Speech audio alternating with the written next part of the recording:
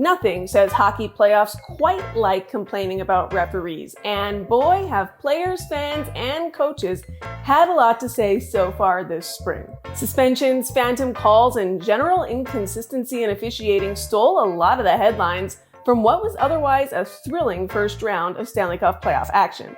And as we begin round 2, it's worth asking, is playoff reffing actually any different or worse than it has been during the regular season in recent history? Or is the challenge of refereeing an increasingly high-paced game simply magnified come playoff time? Sit back, relax, and take this in.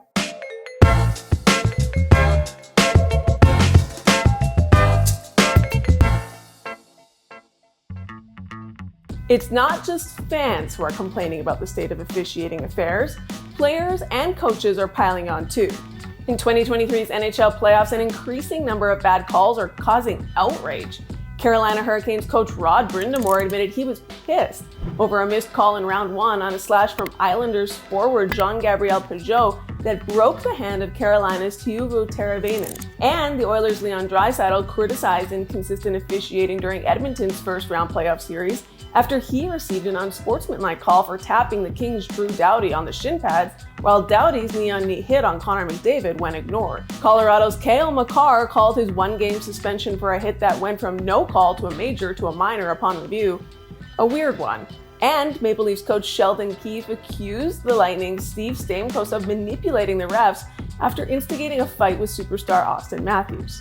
It seems a little bit like the sky is falling. The sky is falling! It's hard to prove whether or not the calls have been more inconsistent during the regular season or past playoffs, but one thing is clear. Penalty calls are actually down in volume. A common refrain amongst fans is to let them play when the games matter most, and the refs are obliging. Minor penalties per team through 35 postseason games were down significantly from last year, with 300 minors called, including double minors, for an average of 8.57 penalties per game. In the 2022 playoffs, there were 349 penalties called, or 9.97 per game, through the first 35 games. In the past decade, the lowest we've ever seen is 7 penalties per game. But there's no mistaking that penalties in 2023 Stanley Cup playoffs have had a strong impact on a game's outcome. Consider the tale of the Wild's Marcus Foligno, who received 2 ticky-tack penalties during the Minnesota versus Dallas Game 4 matchup. The Stars took full advantage of those calls, with Tyler Seguin scoring on both power plays. Foligno had some choice words for the refs after that. But had the Stars not capitalized, we wouldn't be talking about those calls. And here's the rub. Maybe it's not the officiating that's changed as much as the team's ability to capitalize on the power play. In the 2023 regular season, league-wide, teams scored on 21.31% of power play opportunities, the highest rate since 1985-86. So no wonder fan outrage seems to be at an all-time high. When a questionable call results in a goal against, that call is not easily forgotten. And when that happens, everyone loves to blame the refs. But reffing is hard. Nobody can dispute that. And in the NHL, only the best refs work the playoffs. Members from the league's officiating management team attend about 40% of all regular season games in person and provide refs with post-game feedback and video evidence.